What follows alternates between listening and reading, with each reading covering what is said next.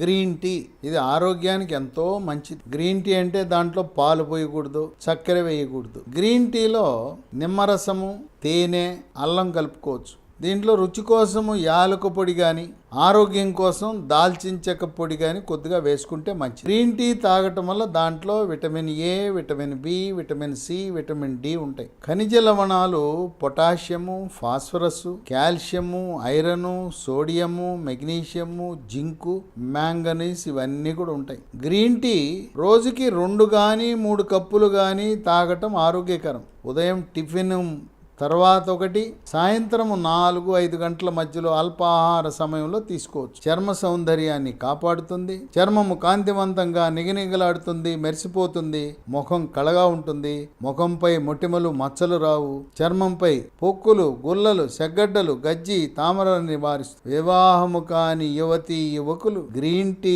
తాగితే మీ అందం, ఆకర్షణ, అట్రాక్షన్, గ్లామర్ రెట్టింపు అవుతాయి. మెదడు పనితీరుని మెరుగుపరిచి ఏకాగ్రత, జ్ఞాపక శక్తిని పెంచుతుంది. వృద్ధాప్యంలో వచ్చే మతిమరుపు వ్యాధి, ఆల్జీమర్స్ జబ్బు రాకుండా చేస్తుంది. వృద్ధాప్యంలో వచ్చే వణుకుడు వ్యాధి, పార్కిన్సన్ కూడా రాకుండా నివారిస్తుంది. మానసిక ఒత్తిడి, కుంగుబాటు, టెన్షను, డిప్రెషను, కోపతాపాలు, చిరాకు, పరాకు, గందరగోళం ఇలాంటి మానసిక సమస్యలకు దూరంగా ఉంచుతుంది గ్రీన్ టీ.